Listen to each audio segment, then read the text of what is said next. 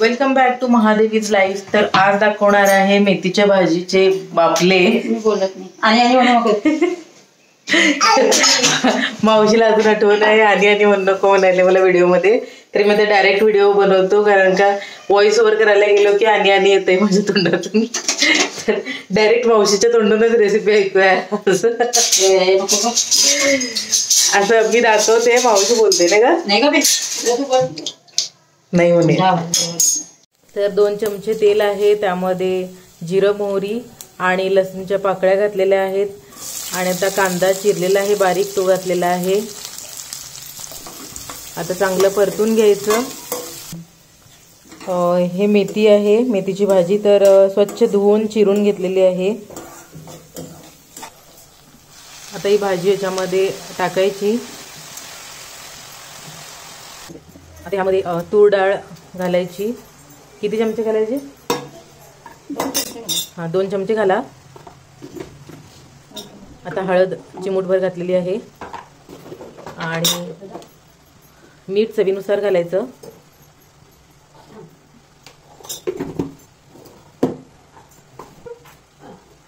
तिखट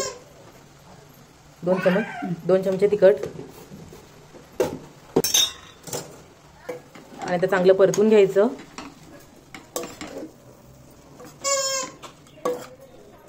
त्यामध्ये ऍड करायचं 1 ग्लास पाणी।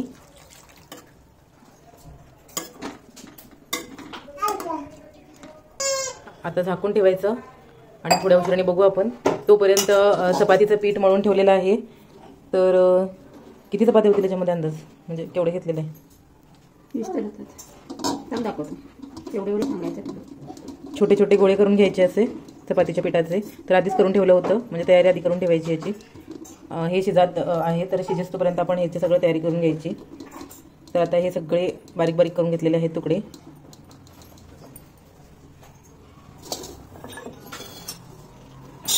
आणि थोडंसं तेल लावून घ्यायचं आणि नंतर लाटायचं।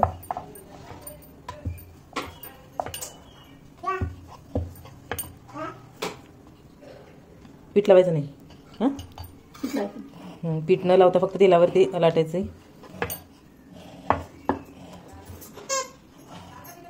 आणि असे त्रिकोण करून घ्यायचे। तर सगळ्या प्रत्येक गोळ्याचं असं करून घ्यायचं।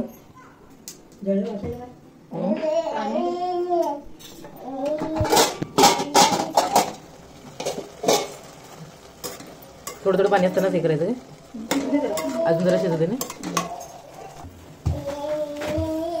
तर हे 14 झालेत ना का? 14 तयार झालेले आहेत।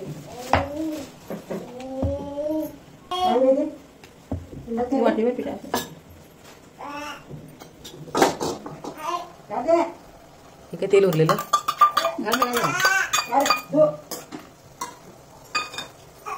त्याच्यामध्ये हे सोडायचे सगळे आणि वरून भाजी लावायची दोन्ही साईडून।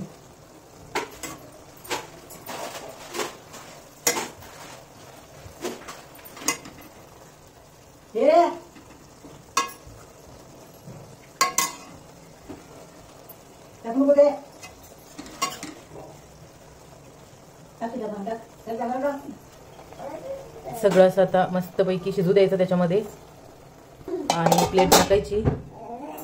थोडा उशीर शिजू द्यायचं आणि नंतर आपण बघू कसं झाले ते। तयार आहेत मेथीचे बापले। तर प्लेट मध्ये मस्त असं घ्यायचं आणि वरून तुपाची धार सोडायची, खायला द्यायचं।